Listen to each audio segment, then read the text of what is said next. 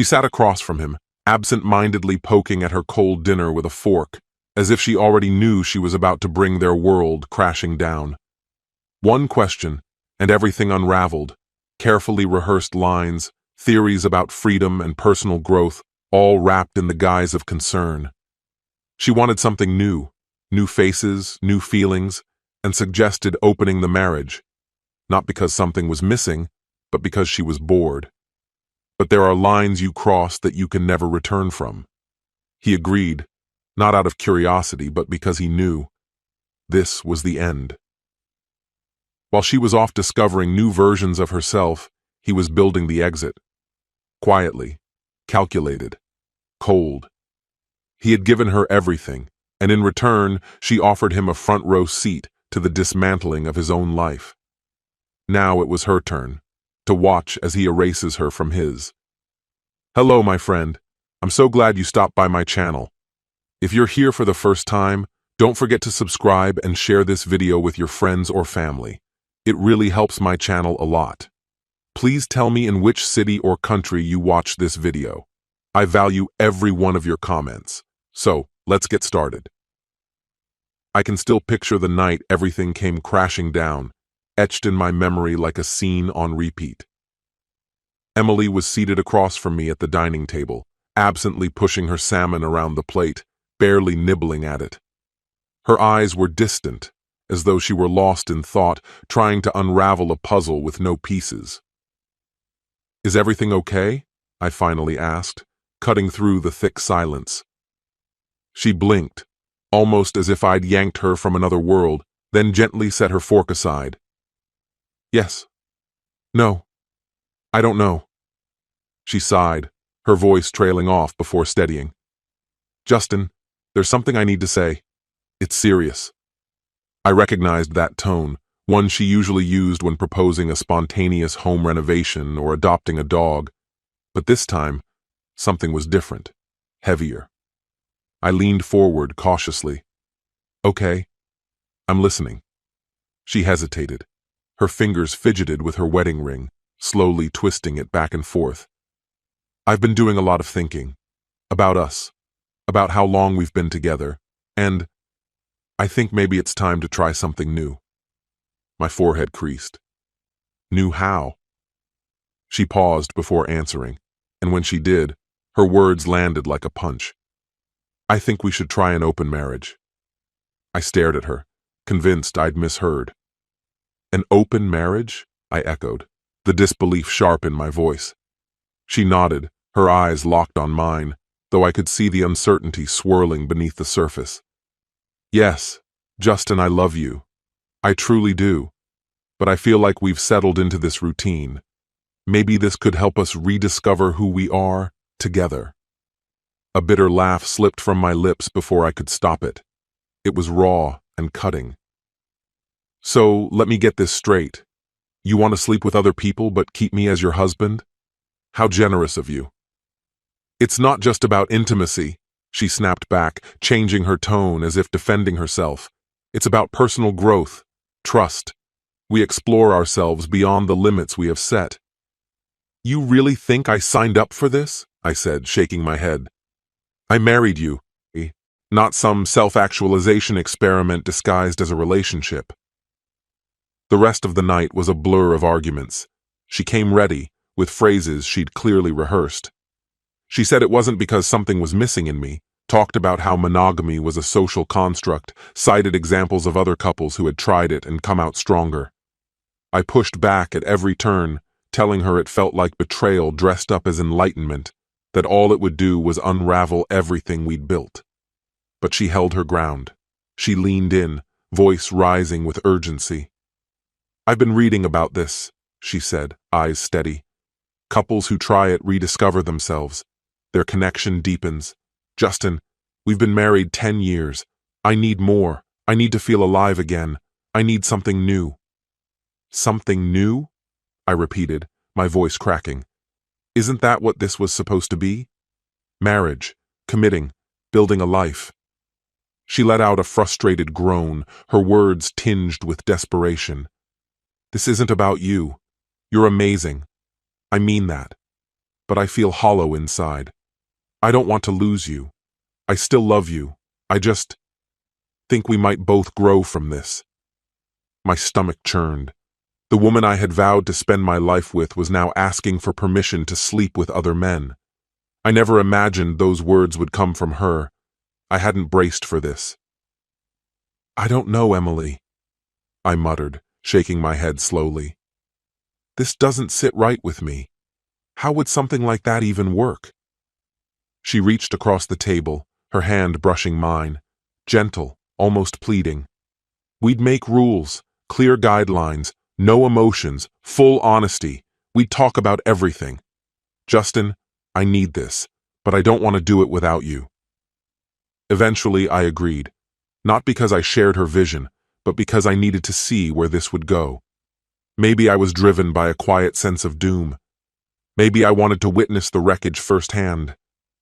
Even as I spoke the words she wanted to hear, my mind was already elsewhere, skimming ahead to the end of the story. If she was opening our marriage to others, then I was closing the chapter on us. That thought hit cold and deep, like ice splintering in my chest.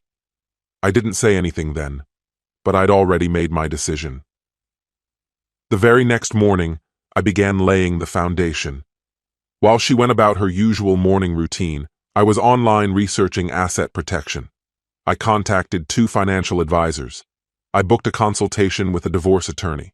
I laid everything bare: her proposal, my gut instinct, my exit strategy. As far as I was concerned, our marriage was already over. She just hadn't realized it yet. But I knew better than to show my hand before I was ready. Until everything was arranged, until the legal safeguards were in place and my future was secure, I decided to play along with her little social experiment. I wouldn't give her the satisfaction of seeing me flinch. The days that followed felt surreal, like I was trapped in someone else's life. But behind every smile, every casual nod, I was quietly orchestrating the end. Emily didn't waste a second stepping into her newfound freedom. It was as if a switch had been flipped. Overnight, her style transformed. Her clothes hugged her curves with more intent. Her heels struck the floor with sharper purpose, and the perfume she wore was no scent I recognized. And then, as if scripted, she began dating other people. That was when the shift began, for both of us. It started one calm Saturday morning when Avery, her closest friend, came by for a casual cup of coffee.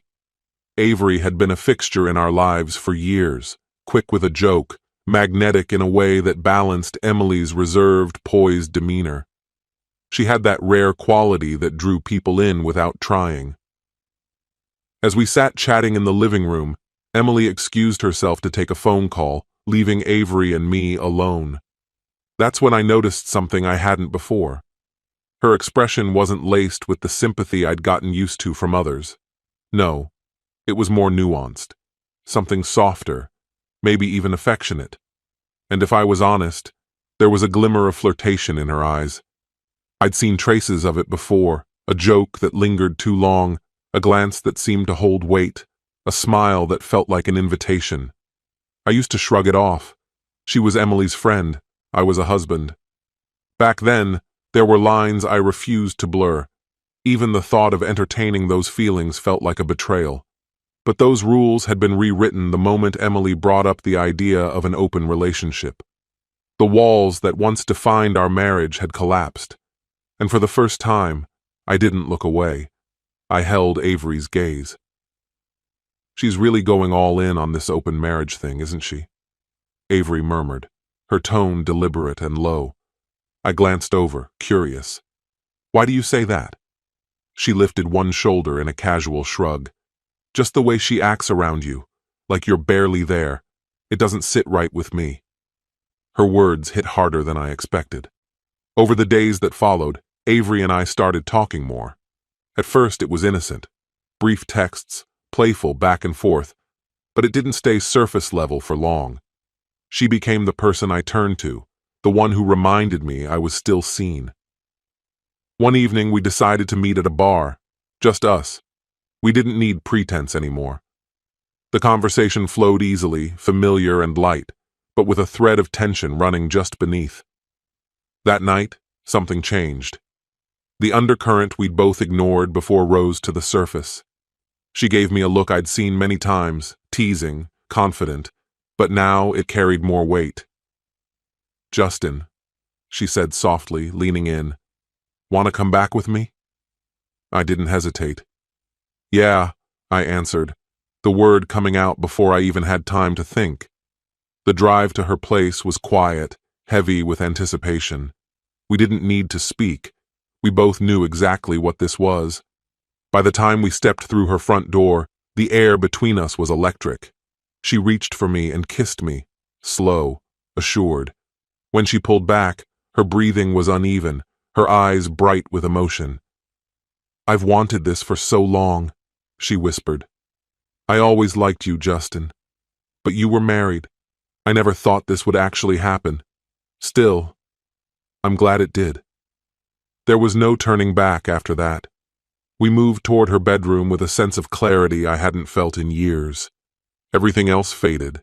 In the days that followed, Emily dove headfirst into the life she claimed to have wanted. She started coming home later, more dressed up, exuding a kind of restless confidence, as if she was trying to make up for lost time. I, on the other hand, stayed still, steady. I let her set the tone, but I already knew the equilibrium had shifted beyond repair. Then, one night, she stumbled in, her perfume mingling with red wine, and a stranger's cologne. I was sitting on the couch, waiting. "How was your night?" I asked, keeping my tone level. She paused mid-step before answering. "It was fine. I met someone." "You met someone," I echoed, watching her closely. She added quickly, "We just talked." Her voice wavered as she moved toward the kitchen. But I knew better. She hadn't just talked. She'd crossed that same line. Still, I held my tongue. Let the silence stretch. Let her feel it. I wasn't going to pretend I didn't see through it. This was her game, her new terms. I was simply abiding by them. Eventually, I spoke again, casually. "So, was it good? Did you have fun?" She stiffened. A flush spread along her neck. Yeah, it was good." I gave a slow nod. And then, almost offhandedly, I dropped my own truth. "I did too, actually, last night." Her head whipped around, eyes sharp with disbelief. "What?" she asked, her voice brittle. "Yeah," I said, letting each word land with intent. "I spent the night with someone. She was amazing. Honestly, one of the best nights I've had in a while." I kept my face calm, unreadable, as I watched her take it in. "You were right, Emily. This is exactly what we needed." There it was, the flicker. That flash of jealousy. She tried to hide it, turning back toward the kitchen, pretending to be busy. But I saw the way her fingers trembled, the way her back straightened with tension. "You're not angry?" she asked, her voice clipped and cautious. "No," I said easily. "Why would I be? This was your idea, remember? I'm just following your lead. I'm simply following the rules you set." Fair game, isn't it? The space between us turned thick with tension, her silence laced with disbelief as she processed my words. I had twisted her logic back on her, and the discomfort it brought her was almost palpable. "Who is she?" Emily asked at last, her voice brittle, tinged with something sharp, part pain, part accusation. I gave a nonchalant shrug, keeping the satisfaction off my face. "Doubt she's someone you'd know," I replied. "But she sees me, really sees me, makes me feel whole." Her fingers curled tighter around the countertop. A glint of jealousy flared in her eyes, betraying her before she could smooth her features into indifference. "You're not that important, Justin. I don't give a damn who you sleep with." But she did. Far more than she was willing to admit. What began between Avery and me was easy, effortless. At first, just a spark without expectation. But it didn't stay that way. With each meeting, something deeper quietly formed. It wasn't just passing time, it was connection. Real. Unexpected. I found myself laughing more, lingering in our conversations, craving the next moment with her like air after drowning. And behind the scenes, the rest of the plan unfolded. Quiet, calculated, unforgiving. Divorce had always been part of the endgame, but I wasn't about to let Emily walk away with half of everything, just because she'd grown bored and wandered into other men's beds. My legal team made sure every angle was covered, assets safeguarded, accounts disguised in plain sight, properties reclassified. The snare was ready. Emily wouldn't see a penny more than I allowed. She had no clue the walls were closing in. I played it patiently, waited for the perfect moment. And when she stepped out to meet yet another so-called friend, I made the call. Avery answered. I told her, tonight's the night. I needed her here. It had to be just the two of us, and I wanted Emily to witness exactly what she'd thrown away. I set everything deliberately, every detail in place. Avery showed up soon after, that effortless smile on her lips, as if she already understood the weight of what the evening would bring. There were no formalities. We were far past that. In the bedroom, tangled in her warmth, the bitterness dissolved into something cleaner. The betrayal, the years of Emily's lies, the slow corrosion of everything I had tried to preserve, it all faded into a single pure sensation: clarity. I didn't need Emily anymore. I had chosen something real, with Avery. Then, like a well-rehearsed scene, I heard the door. Her voice echoed through the hall. Justin? My body stilled for just a beat. Avery slipped away from me, already heading toward the entrance. It was happening. Emily stepped into the room, her eyes freezing on the sight before her. The blood drained from her face. What is this? She asked, her voice cracking under the weight of confusion and dawning horror. I rose calmly, my voice level. Is something wrong, sweetheart? Her hands trembled. She backed away a step, struggling to breathe. You? With her? Yes. Her voice broke. But we had an agreement. See other people, sure, but no emotions, no attachments. Avery walked forward, her tone deceptively breezy. Appreciate the freedom, really. Justin's incredible, by the way. Best I've ever had. Emily's face twisted, shock warping into something deeper, something guttural. You? You slept with my husband? You were supposed to be my best friend. How could you betray me like this? Her words fractured with grief, the pain finally rising to the surface. Avery's gaze stayed steady. You wanted an open marriage. We just followed the guidelines you laid out. And what's going on between Justin and me? It's not just about intimacy. She looked Emily dead in the eye. We're together, for real. Tears welled up in Emily's eyes. She stared at us, stunned, like someone watching her world cave in from the inside. So, this is real? You're choosing her? I took a breath and stepped closer. There was nothing left to hide. No more veils, no more games. Yes, Emily, I'm with her, and it's not a fling.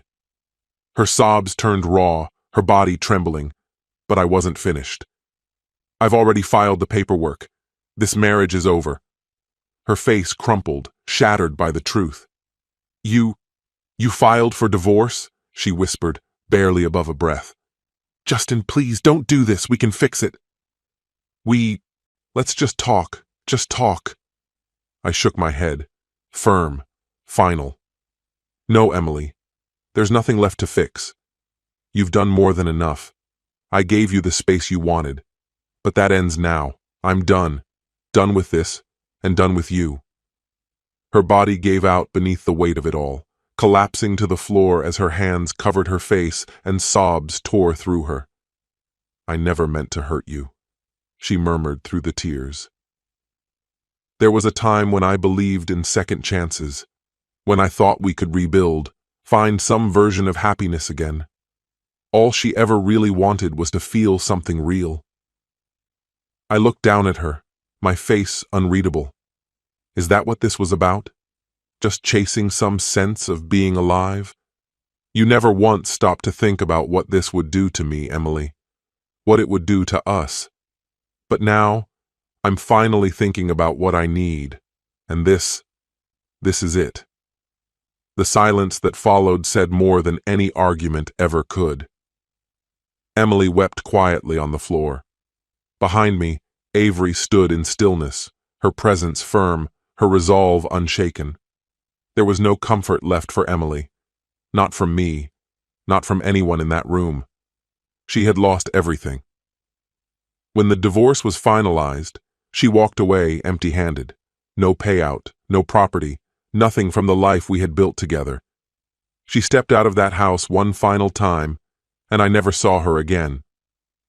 Soon after, I put the house up for sale, not just to move on from the structure, but to bury the remnants of everything it symbolized. The broken promises, the deception, the pain. I needed space, a clean break from all of it. Avery and I packed up and started over in a new city, ready to begin a life untouched by what came before. In that new place, I began to rebuild, not a copy of the past, but something real, something earned. With the shadows behind me and Avery beside me, I could finally move forward. This story has come to an end. What's your opinion? Share it in the comments, my friend. And if you like this story, check out other exciting videos on my channel. I'll say goodbye until the next video. See you.